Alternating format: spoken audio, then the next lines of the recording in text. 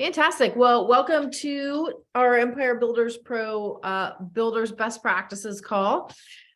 We've got these calls set up for the first and third Tuesdays of each month, and here to create a collaborative conversation on what's working, what can improve, any support that you're looking for as you're growing and building your organization, and to create a conversation around that. So the first and third weeks we've got designed where we come together all as a group, and then the second and fourth weeks as you're growing and building your organizations, hopefully you've got something set up that is a regular kind of touch point for communication and strategizing and support to work and grow together.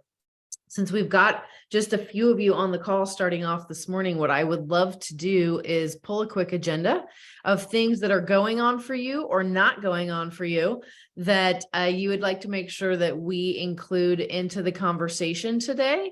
And then we'll develop a conversation around that. In addition to, there's a couple of things that have happened since our last call that we wanted to share with, because I think there'll be some value in that around the event that was created on the 15th for the business planning clinic. We want to talk a little bit about that and some things that we learned there along the way to pass on that knowledge and information to you. So as we jump in this morning, what would you, Justin, what do you want to walk away with from the call today? I was just coming into the call with an open mind. Let's see, I actually just had my 1-year anniversary at EXP. So far, I've got 3 in my front line, 22 altogether. But I want to focus more in year 2 on growing an organization. So really just coming in with an open mind on just what everyone else is doing. I don't think there's anything too specific.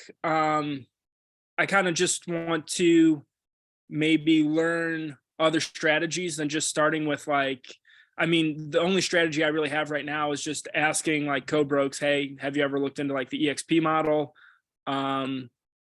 So just anything outside of that would be, I guess, helpful. Okay. And what's your experience been with that approach? Is that working for you? Yeah, no, not a whole lot, to be honest with you. Just because it comes across more as you're selling to somebody. Nobody really likes to be sold to.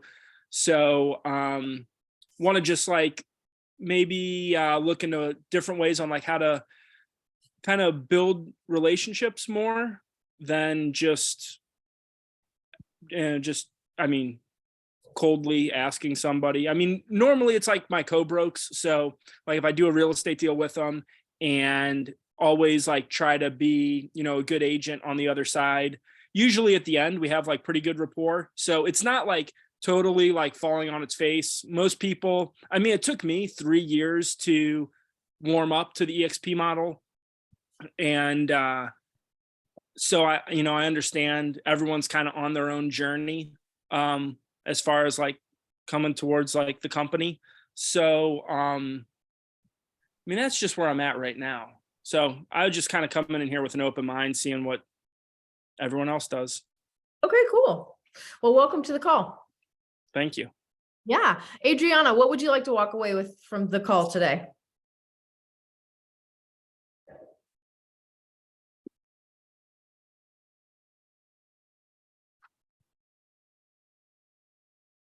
I think she's muted. Okay, Michelle, we'll go to you.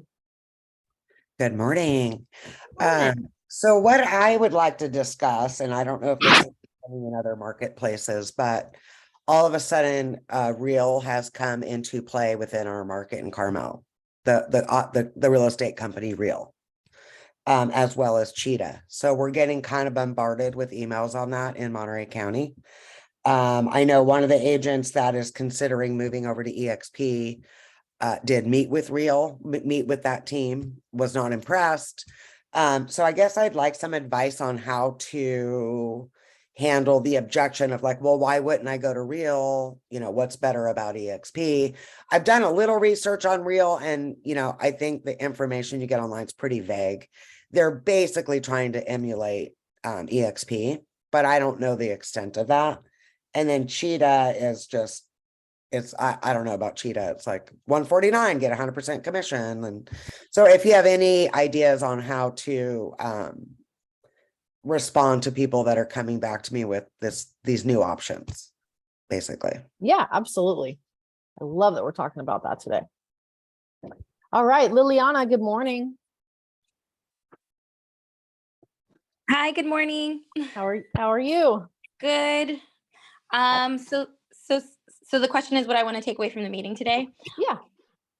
So something that I'd like to take away from the meeting is, inviting someone to lunch, like a team leader, that obviously you're saying you're not prospecting them and you're not trying to pitch EXP, and how to transition that conversation once you find that pain point without looking invasive.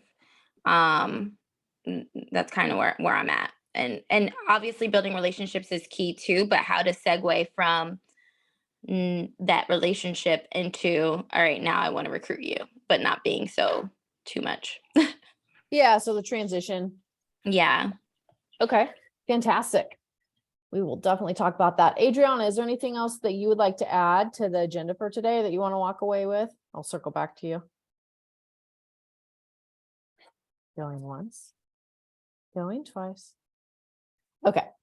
Well, we will start with the agenda that we have.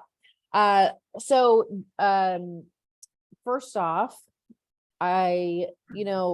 there are resources out there that you may or that you may not know about. So they might be review for some of you, and for others of you, it will be pointing you in a direction that you'll walk away today with resources that you didn't know existed that can help and support you in that. So specifically, I want to start off with Justin and his the topic that he brought up.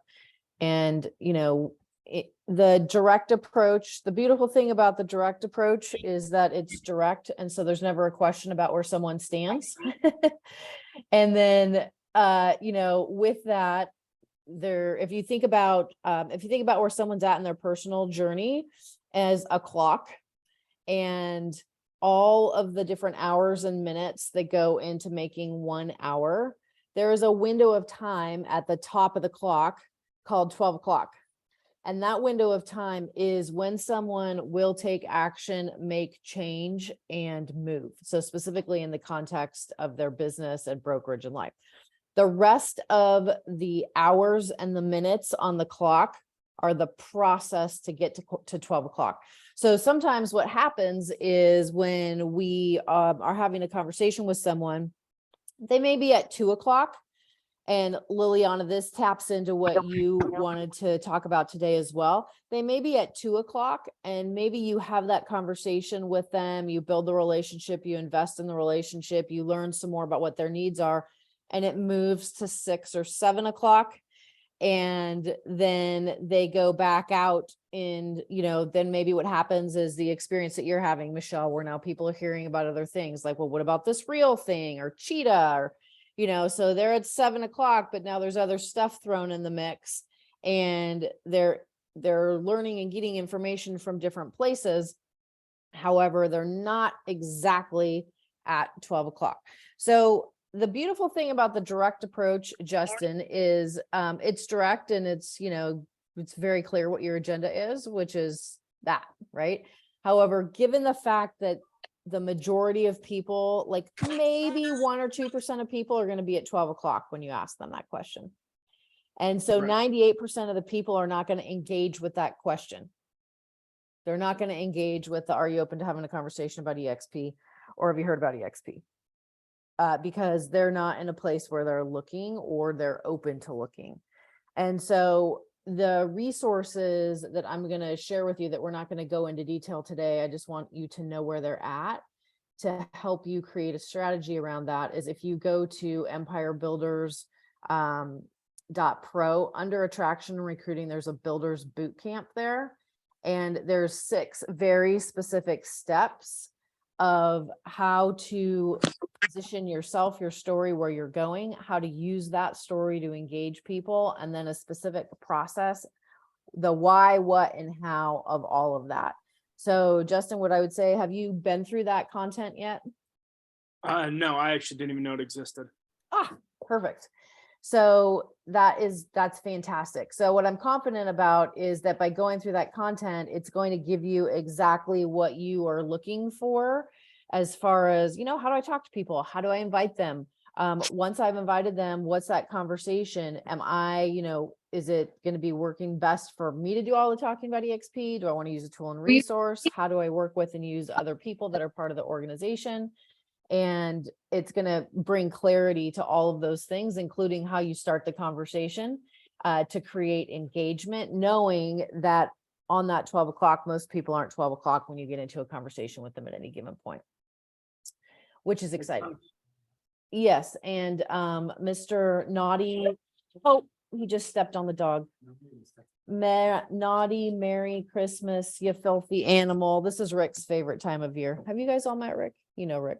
You probably know Rick more than you know me. I'm going to take my headset off. He wants to add. So real quick, it's good to, are we Yeah. muted? No. Okay, all right. Good. I heard the talk about talking to co-brokes. And I want to make sure that I was on Leo's call the other day and we started talking about that way back in the day, we were, this is going back to the late 90s, early 2000s. When we would finish a co-broke, if we liked the agent, and it was in the recruiting vein, by the way, we'd call them up and say, I really loved how you handled your end of the transaction. And I had to say often, even if we didn't talk, I could tell from my transaction coordinator and the team. It's really hard to take you seriously with that hat on.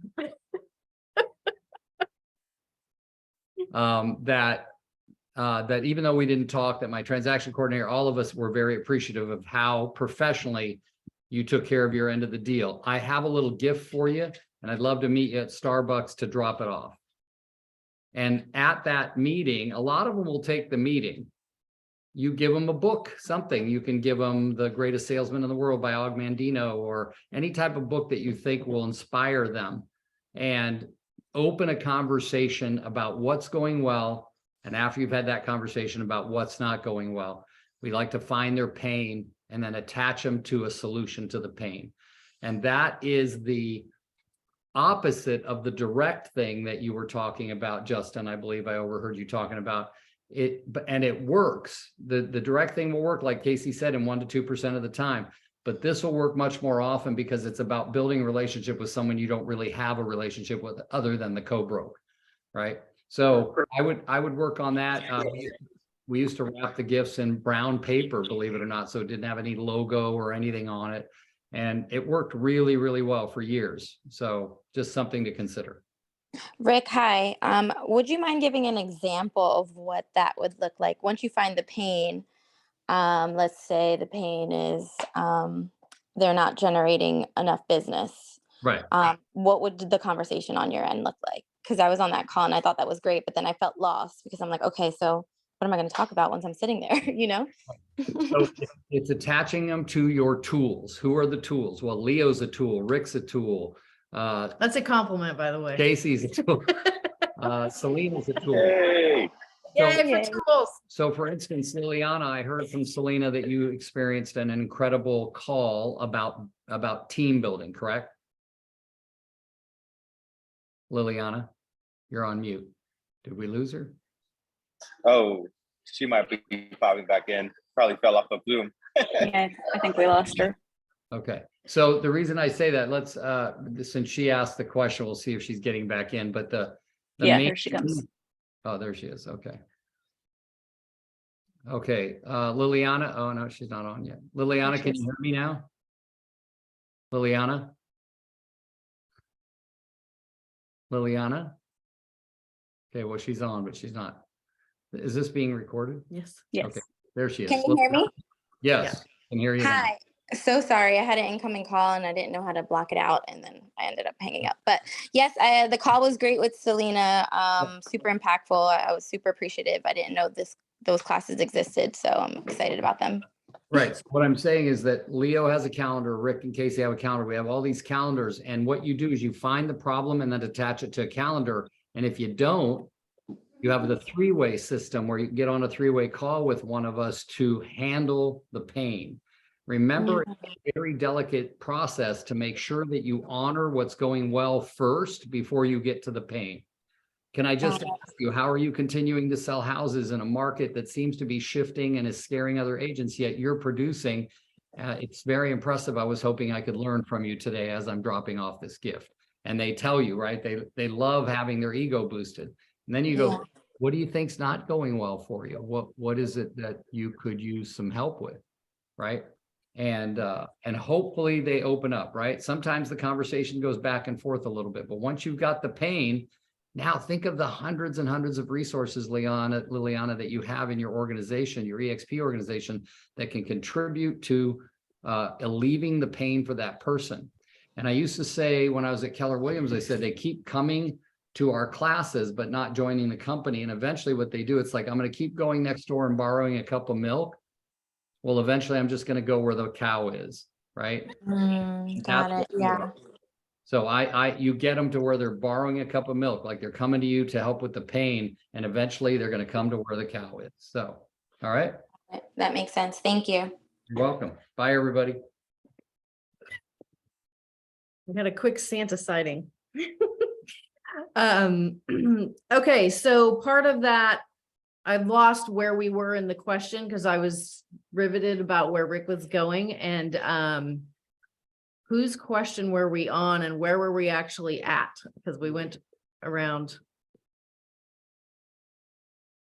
I think it was Justin and just how to start that conversation. And Rick said to start by giving them a gift and meeting with them and finding what's going well and then finding what's not going well. Yeah, and then we transitioned over to Liliana, which was how do you actually make that transition once you find the need? Leo, when you are in a place that you can talk, I would love to have you talk about how you do that. Liliana, so if you're in, I think there's an important mindset shift to make, and the mindset shift, and I heard it in your language, is the difference between building a relationship and recruiting someone. They are the same thing. Got it. So when you have, an appointment or a conversation with someone and you're like, oh, I'm building the relationship, I'm adding value. Okay, now I want to recruit you. And that's a different thing. That is where the awkwardness comes into play. However, building a relationship and recruiting or attracting someone are the same thing. So let me give you an example of what that means. If we go back to, well, I'm not really doing the amount of production that I want to be doing or need to be doing. If I'm building a relationship with someone, I'm going to ask them deeper questions. Is that because, you don't have 4 pillars of income? Is that because you've been inconsistent with your lead generation activities? Is that because you have personal things going on and you haven't been focused on your business? Why is that? And once you find out why they're not doing the amount of business they want to be doing, it would be premature to jump in with a solution until you understand why they're having the issue that they're having. And so when you get to the root of what's going on or not going on with or for someone, then and only then are you able to be a resource, right? So depending on how someone would answer that question, well, I don't have tools and resources. Well, I haven't been focused. Like there's a million different ways that they might answer that question. And as you're building the relationship, we don't really have anything to offer that's not just, kind of a throw an egg up against the wall and see if it'll stick, until we're really clear on what's going on for that person and why, most importantly, why. Right. So, I was on a team and I was getting leads and now I'm not on a team. So I'm not doing the amount of business that I want to do. Like there's so many different answers of where that might lead in a conversation, that until you know the source, and I always think about this in recruiting conversations, get to the actual source of what's driving that pain, not just the pain itself. Right. Because the source is going to dictate where you go from there.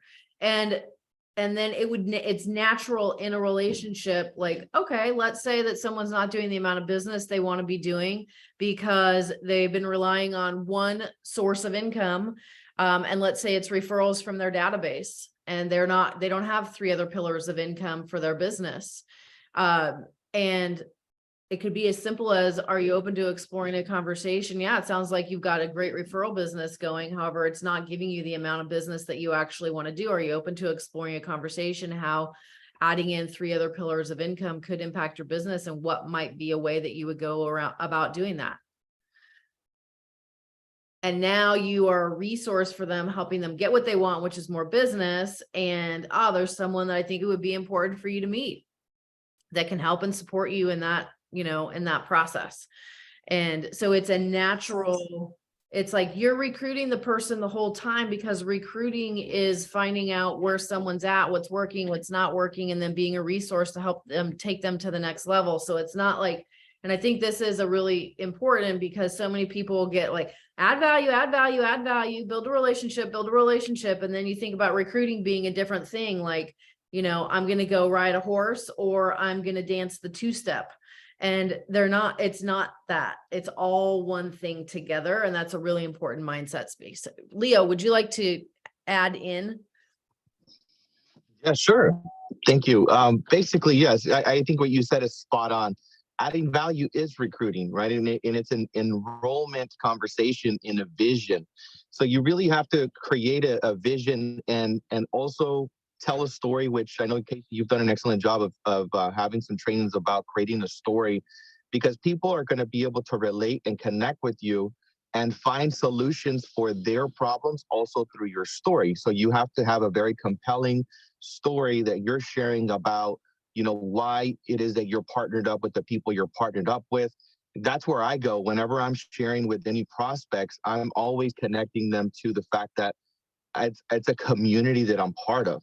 I mean, I am very intentional about being around the brightest minds in the industry. And I asked, I simply asked them, like, hey, how's your environment? Who are you learning from? Who are the people that, you're in collaboration with on a consistent basis? So it's expanding on those key things that it's going to help them to self-discover, because we cannot tell somebody what they need. We have to have a conversation and ask great questions for them to self-discover, and for them to self-reflect, and for them to come up with the conclusion. And they say, wait a minute, I need to look for a new solution. I need to look for a bigger and better environment. Leo's environment, or Lily's environment, or Casey's environment sounds pretty amazing. I'm curious to learn. By the way, I'm going to, I have my business partner Casey's calendar with me, and she's always booked out all the time.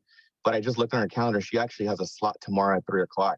I would love for you to meet her. She's amazing. She's a builder. She's helped me tremendously with my business. Are you available at 3? Sure. Just go from there. But you have to have that kind of conversation. It has to be around that. And there's no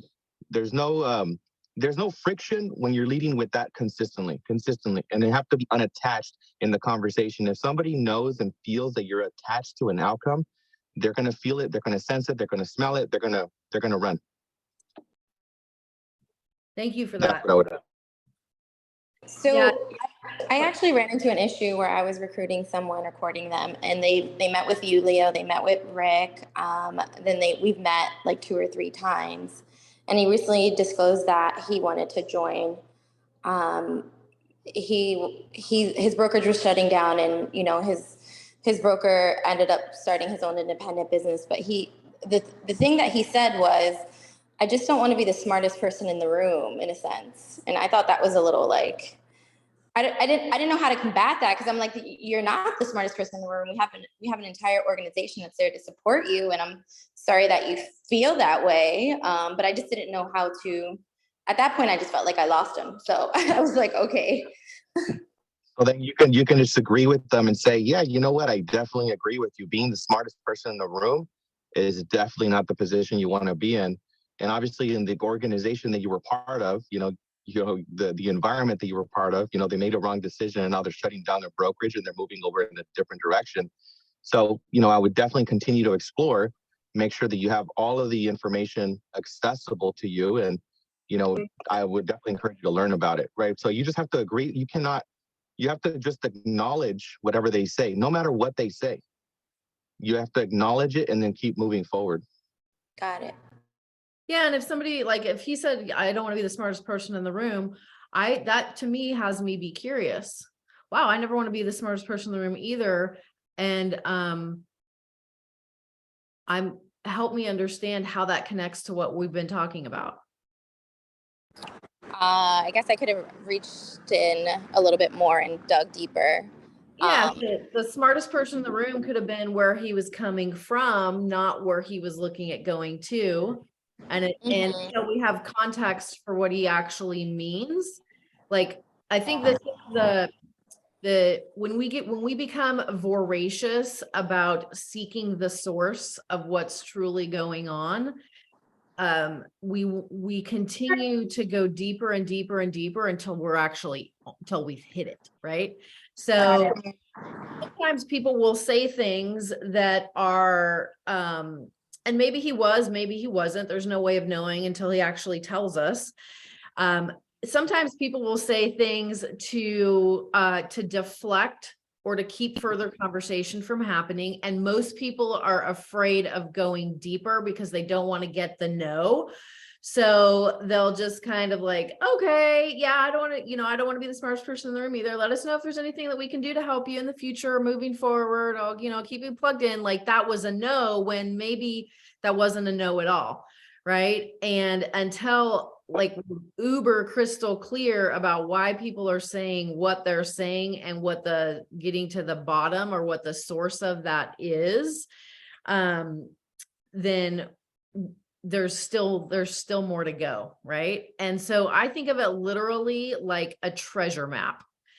If I'm in a conversation with someone and we are going all around Robin Hood's barn, because a lot of times people are going to give you the stuff on the surface to be talking and having the conversation, but they're not going to give you the real stuff that's underneath until there's an incredible amount of trust and safety.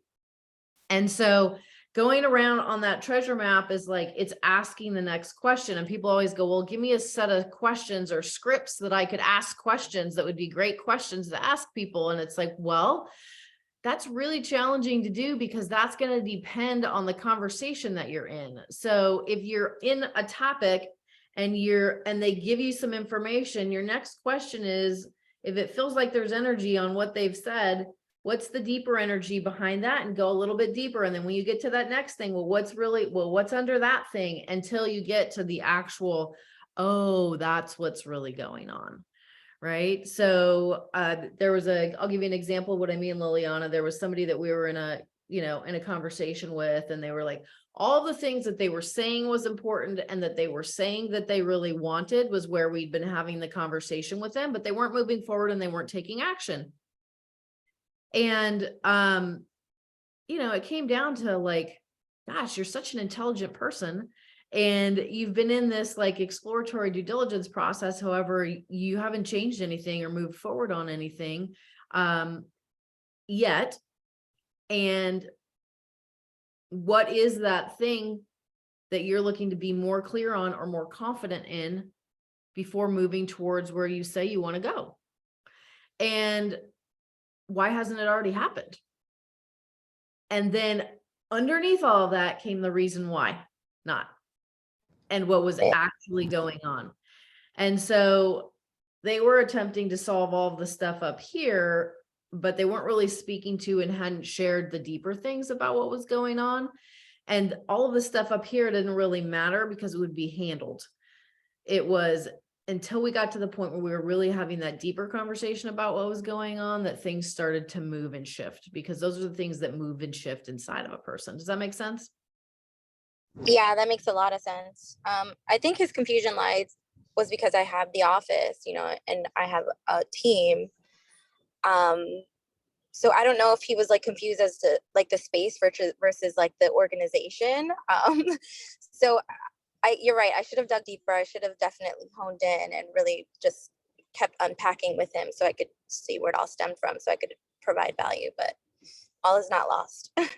All is not lost. And, that could be something that visually you bring into your business that you haven't yet brought into your business. And it's something that we just created a visual on. It's not done yet. However, I'm going to give you an example of what it looks like so that you can see in concept, because there's so many times where we're talking, and this is something that we're happy to, happy to share once we get it solidified. There's so many times that we're talking. Here we go. You guys still hear me? Yes. Yeah, I can hear you. Okay. So this, by way of example, and what you're talking about, Liliana, is this is essentially a flow chart that we started working on and creating as to, okay, if I'm an agent, what's the value of me being with EXP? What's the value of me being with EXP with this organization? And what would be the value of me being on the Rick Gihas sales team? Three very separate and distinct things. And it can get confusing for people when they're looking, because we talk about team, and sometimes people are referring to team as their organization. And then sometimes people are referring to team as the sales team. And those two things are very different things. And it can get really confusing for people. So, that can be even in a tool or resource for your value proposition and what you're offering, like how do you show those things so that it's very clear and very visual for people, to be not just engaged in a conversation about. People are very visual as well, to be able to actually see, okay, where's the breakdown of value? What's the difference? What's the what's the real benefit, and make those clear. Love that. Yeah, I think definitely having a visual, because it's very confusing from the outside person not knowing how it all breaks down and what's what. So I think creating a visual is good key. Thank you for sharing that, Casey. Yeah, absolutely. All right. Is there anything else anyone would like to add to this conversation before we move on to I've been in conversation with someone about EXP or at the service levels of EXP, and now there's other things they're being approached on that look like EXP but are not. And what do those conversations look like? Before we move to that, is there anything anyone would like to add in to what we've been chatting on so far? Hi, this is Maria in Bakersfield. How are you, Casey? Good. How are you? Welcome. Good. Thank you. I guess my question is, when attracting agents, let's say, for example, like our group name is Home Expansion, when attracting agents to our Home Expansion organization, and they're seasoned, is there a common practice for a split or a fee in addition to the EXP cap that you guys recommend? Like, we should charge for being part of our organization? Like, let's say it's somebody in Bakersfield and they don't have their own office, but they're seasoned. How do you guys go about that? So somebody that's not on your real estate sales team, but that joins your EXP organization. Yeah. So like, let's say we call, I don't know, somebody that's been in the business for 20 years with a different brokerage. Yep. And obviously they've been in the business for a long time. They really don't want to be part of a team. They want to be solo. So is there a common practice in a split in addition to the EXP split, or a fee for just being part of our organization, our office here locally? No. Okay, so okay. And there's something under that, which is why I answered it with one word. So what's underneath? Keep going. So I guess where is the value for us as team leaders, for our or owners of our office, to recruit people solely to EXP without contributing anything to the local office? So that depends on how you're running your local office. So for example, Rick's has an office and it's for the Rick Gihas sales team. It's not a local EXP office. However, if there's people that are part of the organization locally that come into the office or wanted to stop by there and do a meeting or whatever, they're welcome to do that because they're part of our organization, and we get revenue share when they close transactions. So that is something that, do people use it? No. However, if, they wanted to stop by there and have a space to, stop off at, yes, he's made that open for that. If you're doing something where you're gonna have a space that's like a space for 50, 60, 70, 80 people, and you want to open an office space, which by the way is not the EXP model, that would be you outside of the model bringing and building something different, then that is a different thing. So it is important to have that distinction and be really clear. And however you're going to set that up, you could, you can choose to set that up. But so when you ask that question, I think, okay, there's 3,000 and close to 3,000 agents that are part of our organization with Empire Builders Pro. Are we charging them to be part of that organization?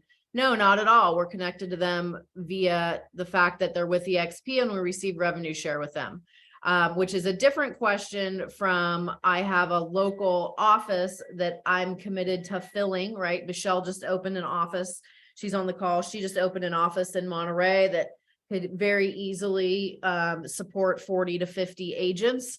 And she has a small sales team of a couple. So obviously to offset some of the costs of that office, if that's her vision to build that, she would build in some kind of structure around shared costs around utilizing that space. It would make sense to do that, right? Yeah, go ahead, Michelle. So the way I'm structuring, first of all, I have a partnered lender that's splitting everything 50-50. So he's paying 50% of all the office expenses, rent, copiers, utilities, and all of that. The way that I'm doing it is exactly what you're saying. If you're in my organization, I am not charging people to use that office. That's the draw for people to come over. We're going to have trainings. We're going to have a lot going on, a lot of collaboration in the office. And I'm not charging people. With that being said, I have other EXP agents in the area that are not in my organization. I'm not going to get rev share. Those agents I'm allowing to use the office at a small fee of $99 because there's nothing for me to gain from them, but I want to, be a team player with EXP. But I am not charging my own organization people at all for that. That's just how I'm doing it. Yeah, and you get to decide, Maria, how you would do that for you. There's not like a right or a wrong way to do that. There's a bunch of different ways to do that. And it would be, based on how you would like to do it and the vision that you have and that you want to create and that you want to execute. Got it. Thank you. Yeah. The most important thing I wanted to create clarity around was an additional fee for thousands of agents in an organization versus another kind of fee structure if you're like looking to build a local thing that you're doing in a physical location. And I know Leo, if there's anything you'd like to add in, because I know you have a lot of experience. That's actually been your model of how you guys have grown Southern California. Yeah, basically, it just depends on the usage of the office, right? Like we open up the offices to everybody without charging anything extra other than the revenue share, similar to what Michelle shared about. But if somebody does want a desk and they want to leave their laptops or they really want a space where they're going to say, hey, this is going to be my office, then some of the agents in our organization are doing a 10% override on everything that they're doing, or like a monthly fee, right? Like a $99 fee, something like that. But it is case by case, and that would be if they're going to be occupying like permanent space within the location. But if they're just coming in, accessing trainings, and if they're, just maybe meeting a client here and there, that's totally okay. We open that up. But if they want a permanent desk, then that changes the dynamic, and that now becomes a different model, whether that be a monthly subscription or that could be a percentage model. And on average, we're doing 10%.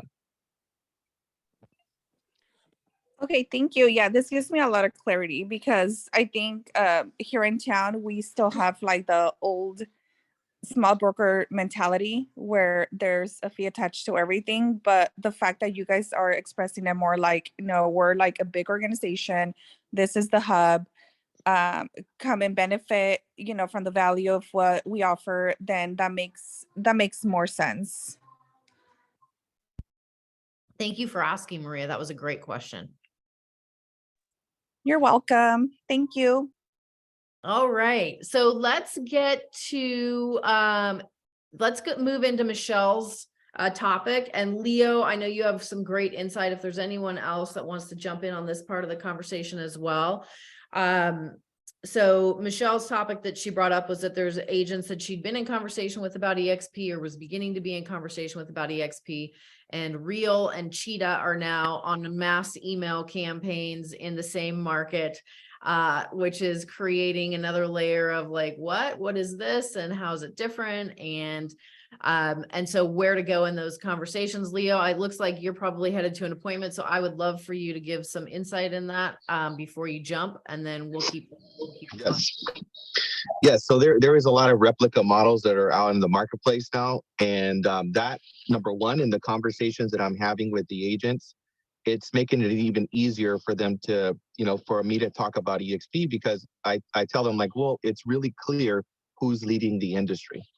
It's really clear, who is writing the new playbook of real estate companies, right? So a lot of companies are going to come and attach different variations of our model, but they're just copying aspects of the model versus, everything that we have going on that we've been building for the last 13 years, right? They are 13 years behind no matter what.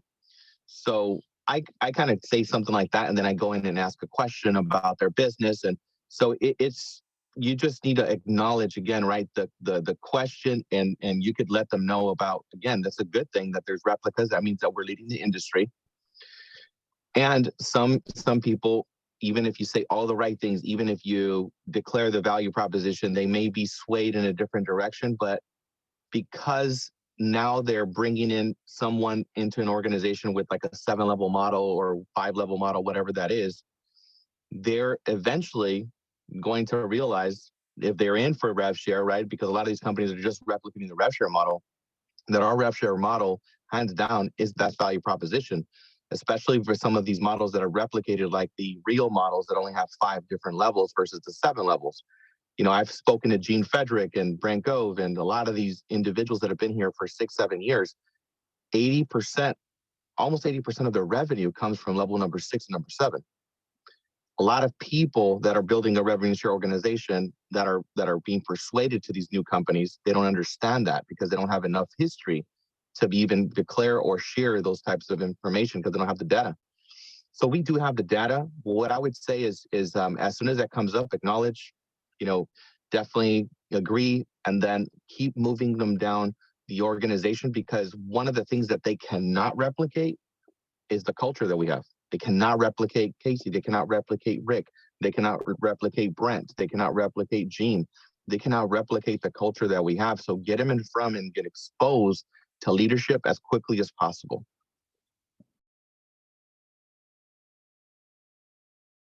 I'm on mute. I love that. Mic drop. So here's what I want to show visually for those of you that this may be a new concept to, and it's what happens when you have an organization that matures and grows, which is something that can only happen over time. And oops, I'm going to go back and share this so that you can all see. So here's a snapshot at one point in time of our organization, Rick's and mine. So levels 1 all the way through level 7. What do you notice as you look at this that relates to the conversation that we were just talking about? So with Real, for example, you get paid on levels 1 through 5. There is no levels 6 and 7.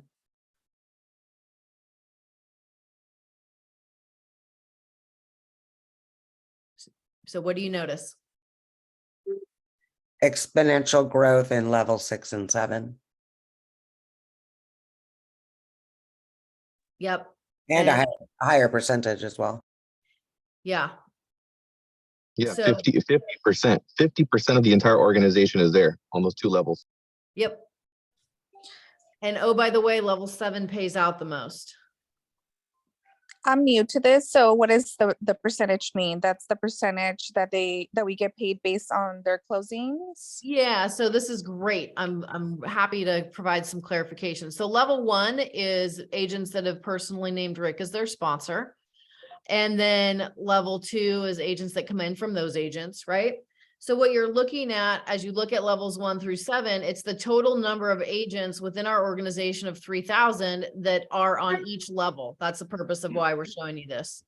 So on level 7, there's 787 agents. That's the largest number of agents on any level in our organization, only second to level 6, where there's 723 agents. So that's 50% of our entire organization, like Leo just mentioned, in agent count is on levels 6 and 7.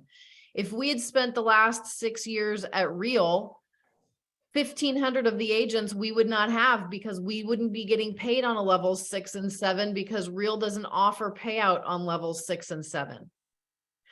So when someone's coming and going, oh, Real, look at, we've got, you know, our fees $20 less, and our split is, instead of 16,000, we go to 12 or 14 or whatever, you know, is going to be or change over time.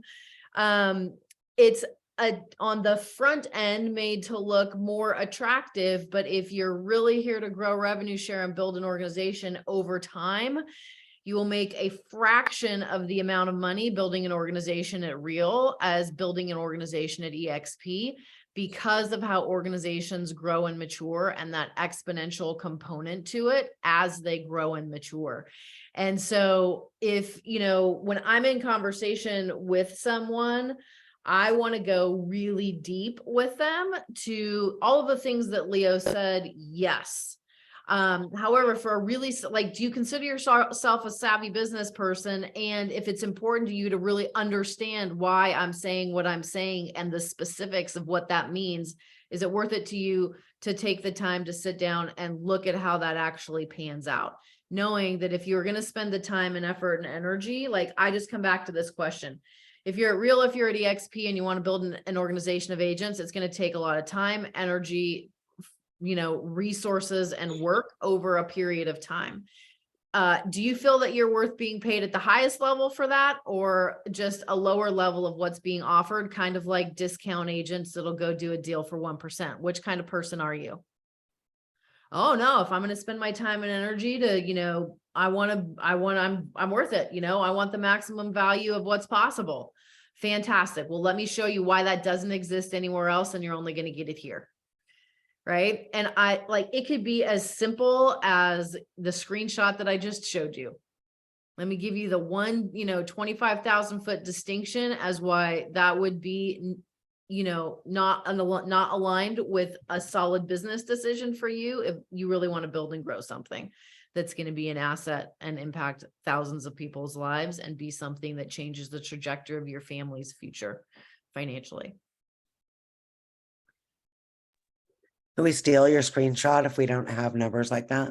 You can steal the screenshot. Please don't attach any names to it. Just because of FTC things and claims and all that kind of thing.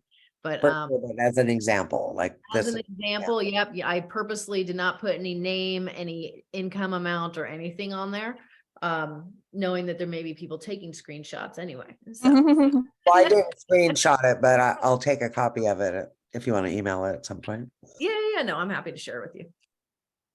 Because that's just an agent breakdown. There's no financial claims in there. Okay, Michelle, did you get what you were looking for on that topic? Yes, I did. That's helpful. The other thing that's helpful is that the people that are really hitting hard is the Real people, and they don't have a great reputation in our area. So I'm getting people calling me saying this is what happened. They called me. I wanted to see what they were about, and they're not doing a very good sales pitch. So that just helps us say we're more organized, you know, we have people behind us. And I think maybe one other question, if they are looking at the Real, for instance, is like, who do you have in that organization that's going to help you build your organization? Because it sounds like they're not offering that, at least the people here. Yeah, I would say that could go, that may be a question of, like, if they do have someone, then they just put you on the phone with them. And now that would maybe not be the most strategic question, depending on who they're in business with. Okay. But when it comes, so there's the model is one aspect, and then there's the people. So those are the two things that when you marry those two things, like, you know, hands down, I can show you, we can go in a step-by-step conversation about how this model outpaces and outperforms all day long, which is why they're attempting to make a replica and hope that people don't get educated to really see what the differences are. We can have that conversation if you want to, but at the end of the day, who you're in business with as people matters, who you've aligned with, and what they bring to your business in your life is going to be equally important, if not more important in some cases. And wouldn't it make sense to meet and get to know the people that are available to support you? And now you're, like Leo mentioned, into those three-way introductions and conversations and having to meet the team and get those experiences one-on-one. I'm going to share this story in conclusion, just because it's on top of mind.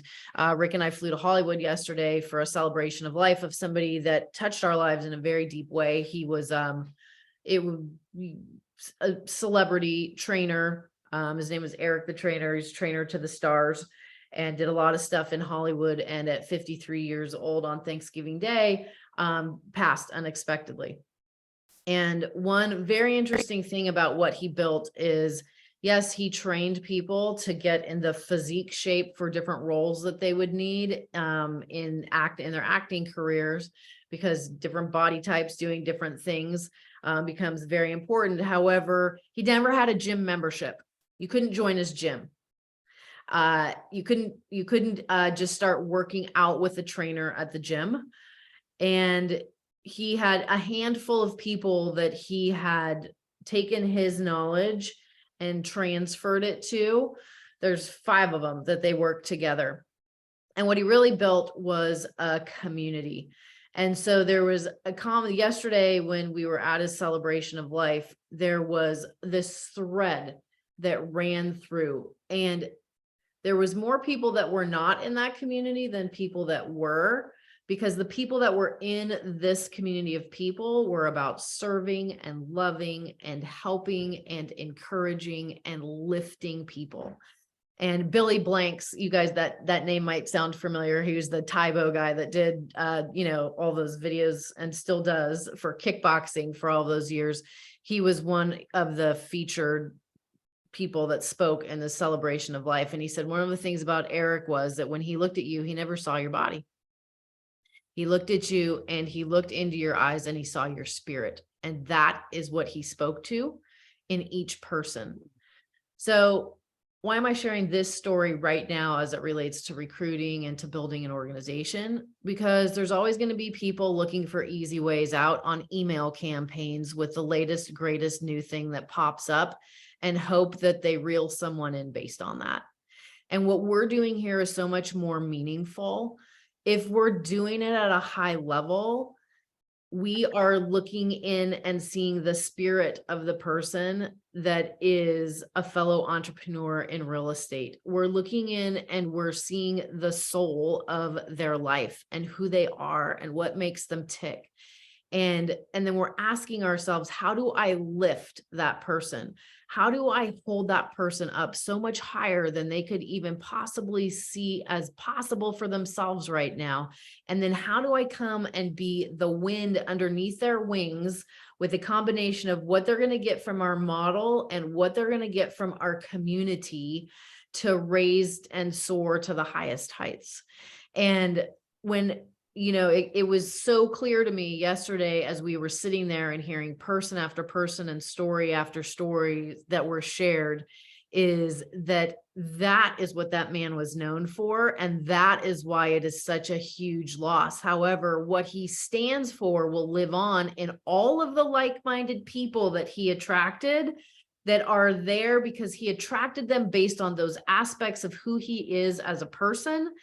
And those aspects are alive in those people as well. So like we were all like, none of us would have known each other except for having him as the commonality, and he brought people together. Think about that as it relates to your EXP organization. You would not know the people that are going to be in your life if it was not for this thing called EXP bringing you together. The Mecca and what Eric did was what brought people together. And so when we are coming from that place, yes, there's the scripts, there's the here's what we say and here's what we do, but the why behind it, the experience of it, and what that's actually going to mean on the people that get touched by it, not just today, 5 years from now, 10 years from now, 15 years from now, 20 years from now, that is what we're out building. That is what we're outgrowing, right? And I always I'm sure that if you've been through anything done like that exercise where, oh, fast forward to the last day of your life and it's your eulogy and what are people saying about you? It's very different to sit in a room of someone that nobody expected would not be here at this point and hear at what seemed to be the halfway mark of his life that was actually the end, all of the people and things and those stories and commonalities, right? So I walked away from yesterday asking myself the question, like, how can I see people bigger? How can I look at the people that are looking back at me and see them even bigger and see them in my mind that way? And then be an encourager. Like they'll figure it out along the way. But sometimes, like so many people that shared yesterday just said, I never looked at myself that way. He looked at me that way. He looked at me that way. And every time he talked to me like I was that person already. Right? That is what we're doing here for people, for their lives and for their businesses. And when you get really clear on that mission, and all of the other stuff will work itself out and will take care of itself. So I know we're coming towards the top of the hour. Any final thoughts, shares, anything? We'd love to hear that before we close it out. Mic drop, Casey. That was beautiful. Thank you so much for sharing. Thank you for your heart. Thank you for your contribution. You're amazing. Thanks for answering our questions today. Yes. And Justin, the call is the first and third Thursday of the month. And I'm going to show you two things. Tuesday, first and third Tuesday. Sorry about that. Yes. First and third Tuesday of the month. And before you all go, here's what, in case you missed it in person, I want to bring your attention to it as we wrap up. And that is two things. Number one, when you go back to the Empire Builders Pro website. And then I'm also going to give you the business, make sure that you all got the business planning clinic class that Rick facilitated. And if not, how to find it. So here under resources, Justin, when you click on resources in the live training schedule, it will take you to the live Google Calendar and you'll see the first and third Tuesday, the Builders Best Practices call. The second thing though, is we sent out an email the first of the month. And it is, where is that email? It had the recording of, it's a 4-hour business planning clinic that Rick did. When I started to think about the fact that we had like 80 people in the room and reframed it with like over 60 of those were not with EXP, I got really excited about the 80 people. And of course, there was a bunch that came in on live stream. However, for those of you that either didn't catch the class, weren't at the class, didn't catch the live stream, there was close to 500 people that signed up for it on live stream. If you're looking for things to do with your people, you can get them in a room. Like if you have a handful of people you're working with, your sales team, you can get them in the room. We sent out the email the first of the month. It would be coming from empirebuilders.pro@gmail. And it's a full recording of the class and the PDF downloadable workbook. Go through and do that with people that you're working with and get really clear. It will be valuable time spent, and you can do that in small groups. We're getting ready to do, Selena's going to be leading a team advance for the Rick Jihad team. And everyone's already was there live. However, had they not been there live, that's one of the things that we would be doing. So that's an asset for you and value that you can bring to your existing organization and people that you're working with, or even people that you want to work with. Like, hey, we're getting together to business plan next year. Join us. Selena, thank you for all that you bring and are lifting us behind the scenes and all of those things which make it work, and everyone else for being on the call today. Great to see you all, and making Thank you, Casey. Hey, yep. Thank you, Bye, Selena. guys. Leo, Bye. appreciate you all. Bye.